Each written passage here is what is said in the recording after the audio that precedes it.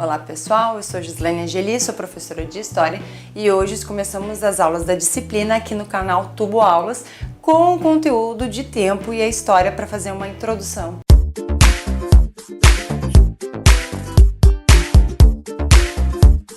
Para o estudo da história é interessante a gente entender como se faz a contagem do tempo.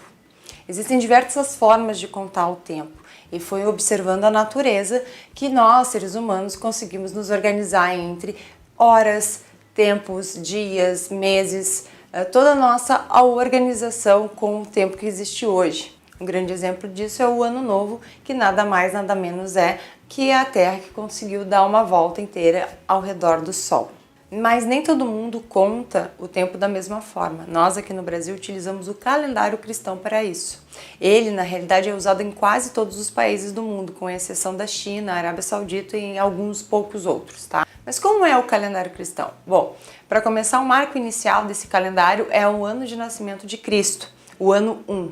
Tudo que aconteceu antes desse nascimento é considerado antes de Cristo e ela é organizada de forma decrescente até o ano 1. Tudo que acontece posterior a isso é considerado depois de Cristo e é contado de ordem crescente. Usamos a sigla então AC para determinar tudo que aconteceu antes do nascimento de Cristo e DC para identificar o que acontece depois do nascimento de Cristo. Vocês podem notar que nos livros a gente sempre usa a sigla AC, tá? Ela é muito importante porque ela vai determinar que isso aconteceu antes e a gente vai conseguir se localizar no tempo. Geralmente, quando é DC, depois de Cristo, a gente não usa muito, tá? Porque já se subentende que nós estamos falando do período atual, do período depois de Cristo. Como no calendário começamos no ano 1, toda a contagem de tempo também inicia nesse número 1, a gente nunca considera o zero. Então quando a gente vai fazer as contagens de década, século e milênio, a gente sempre tem que ter na nossa mente, na nossa cabeça, que nós começamos a contar pelo número 1. Décadas são um período de 10 anos, então a gente começa no ano 1 e vai até o 10, começando uma outra década no ano 11 até 20 e assim sucessivamente. Quando nós falamos de século, são 100 anos e começa no ano 1 e vai até 100, começando um novo século no ano 101 e assim por diante.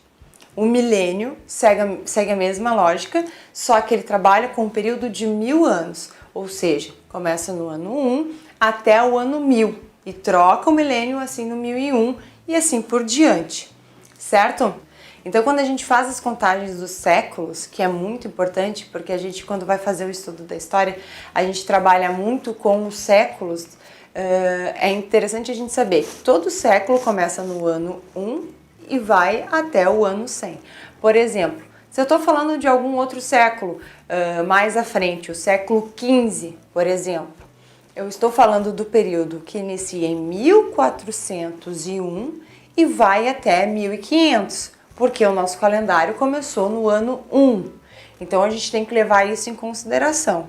Hoje nós estamos no ano de 2016. Isso quer dizer que nós estamos no século 21, que iniciou em 2001 e vai até 2100, fechando o século 21. Então a gente tem que ter sempre esse cuidado quando a gente vai olhar os séculos, porque a gente vai estudar algum conteúdo de algum século específico, quando a gente faz as nomenclaturas de século 14, século XV, século XXI, a gente tem que saber se organizar no tempo. Então, ter isso nessa organização conforme o calendário e respeitando a contagem, a gente sempre vai conseguir se achar. Então, se a gente se organizar com o calendário cristão, levando em consideração que ele inicia no ano 1, que é o ano de nascimento de Cristo, e aí, a partir daí a gente vai fazendo a contagem do tempo, a gente pode se organizar a partir da década, século e milênio. Outra dica importante, quando nós estamos estudando os séculos, é que nos livros e na contagem de história se usa muito os números romanos.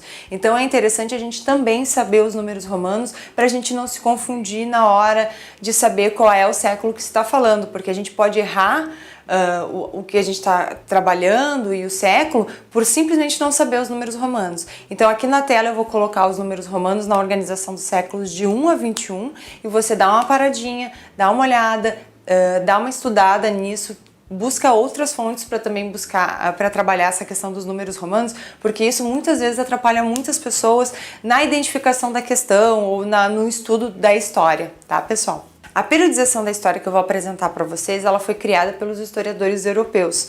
Isso não quer dizer que ela é a única ou ela é a correta. Ela é uma das formas mais utilizadas para fazer o estudo da história pelos tempos de organização com cada característica de cada tempo. É a forma como eu vou apresentar os conteúdos para vocês aqui no canal, tá? Então era isso, pessoal. Falamos um pouco sobre a questão do tempo na história, do calendário cristão, a periodização da história, e a partir de agora a gente vai começar a trabalhar esses períodos, cada um com cada uma das suas características nas próximas aulas.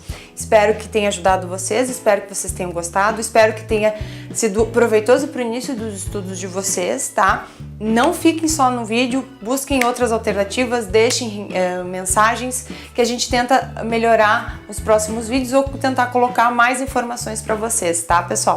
Beijos, até a próxima videoaula, até mais, tchau!